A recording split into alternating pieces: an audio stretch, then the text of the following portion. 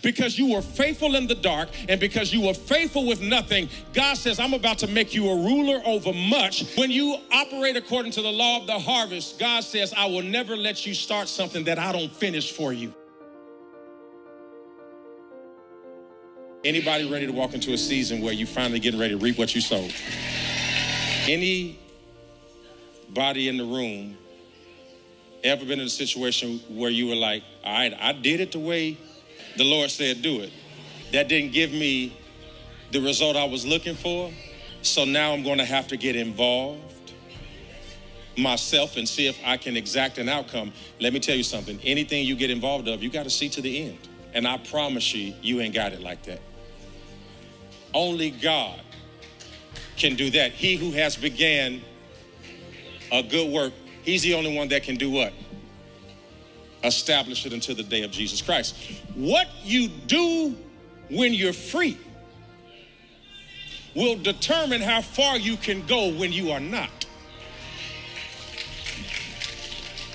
What you do when you don't have as much responsibility will determine what you can do once you have responsibility.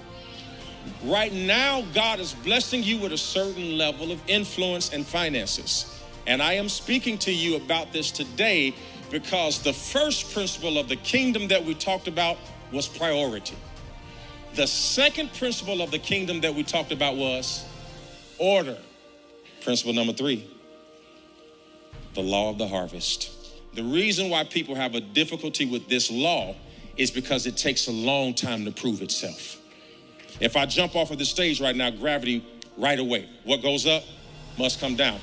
So what happens in the law of the harvest is that we're under the ground so long, we're behind so long, we struggle so long, we keep giving and nothing happens. We keep being faithful and nothing happens. And then we decide, I'm not going to keep on giving myself and my money and my time to something that doesn't yield to me. And what you don't understand is that the moment the devil tricks you into believing it doesn't work, you start the process over. And God says, if you'll stay faithful in the dirt, I'll make you shine above the ground. I will do so much after it's your time, it will look like something is wrong. And here's what I'll speak into your life right now. Because you were faithful in the dark and because you were faithful with nothing, God says, I'm about to make you a ruler over much, and I'm going to not add to your life. Watch this. I hear the Spirit saying multiplication is coming to the house. Every system in the world believes in sowing and reaping. Who needs me to prove it? Ecosystem. Sow greenhouse gases, reap global warming. Criminal justice system. Sow crime, reap time. Here's what the Message Bible says. Don't be misled. No one makes a fool out of God. What a person plants, he will harvest. So you got to understand, don't nobody make a fool out of God. Can't nobody keep your stuff, even if they don't give it to you right now. God's going to find a way to get it from them and get it to you. Like you go... I'm really believing God for the type of miracles that when you start walking in the law of the harvest, you're just going to be like, well, where did that come from? How did that happen? I wasn't expecting that. Oh, I forgot about that. But here's the other law. If you don't sow into it, if you reap from it, it's a crime. If you got money in Wells Fargo or any other bank and you go in there and say, hey, I got $300 in here, I want $300 back, that's a transaction. If you don't have any money in Wells Fargo and you go in there and say, give me $300, you going to the penitentiary. Because I'm telling you right now, you're outside of the law. Same bank, same amount. But if you sown, you can reap. Where you don't sow and reap is called robbery. Will a man rob God? What does the text say? Yes. Well, where will you rob me? In tithes and offering. He says, but you don't have to, because if you'll be faithful to me, see, won't I open up the windows of heaven and what? Pour out on you a blessing you don't have room enough to receive. What if I told you you're getting ready to walk into a season where you don't even have enough room to put it? The Bible says, how many of you have sat down to build a tower? Didn't first count up the cost to see if you have enough to finish? When you operate according to the law of the harvest, God says, I will never let you start something that I don't finish for you. Oh, God, help me in this place. Which means if you operate in the law of the harvest, you can buy the house, lose the job, and I'll keep the mortgage.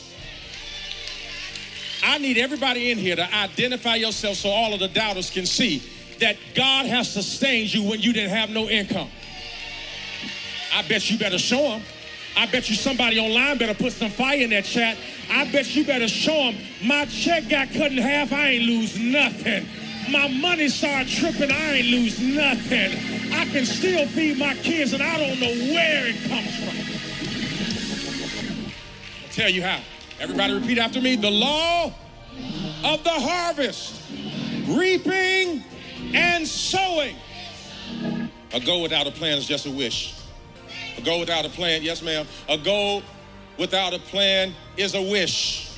If you ain't got a plan, you just hoping stuff happen. But ain't nothing gonna happen because money needs a plan. Oh, let me tell you something. Money is a click. When money come and it's treated right, it go get some friends and bring it back. Can I tell you what's gonna happen when it get big? God says, I'm gonna come back and test you one more time. I'm gonna prune it. I'm gonna cut it back down. It's gonna look like I'm taking it from you, but I'm just getting rid of the stuff that's gonna kill everything. God says, will you trust me after your big appears to get small again? I'm gonna blow it up. Everything gonna start getting big. I'm gonna come test you one more time and I'm gonna start intentionally cutting away things. And let me tell you something about pruning. It hurts, but it's helpful. You're gonna get to the place where you're not even gonna have to pray about money. Who believes me? Who believes me? Like, is it not true that there are certain times a year that come you get afraid? Christmas, oh Jesus, what am I gonna do? Back to school, oh God, what am I gonna do? I remember my mother, y'all probably don't do this no more. My mother used to buy our clothes big so we could grow into them. And she used to cuff the pants and we looked like trees because you could see us growing because them starch lines. She did what she could with what she had, but now she can do what she wants. I remember they told me up online. I bought my mama a car. They went online, they told me up. I'd be doggone if you're gonna say something to me about blessing my mama, because ain't that what you praying for? Ain't that what you want to do? I speak in your life that you are going to be the one that breaks the financial curse for everybody. I speak a land flowing with milk and honey. You got me, brother. I'm just looking for my crew in here. I speak money assigned to your hands, business ideas. I speak mentors that are going to help you to shape it.